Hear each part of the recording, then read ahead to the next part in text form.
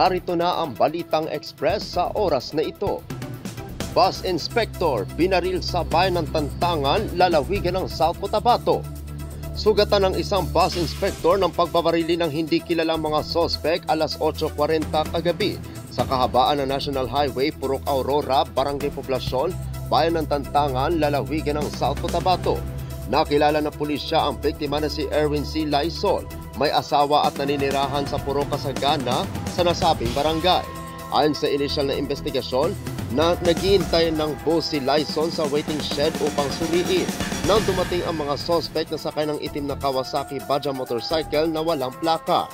Umabot sa 3 putok ng baril ang narinig ng mga tao malapit sa lugar na tumama sa biktima bago tumakas patungong lungsod ng Coronadal.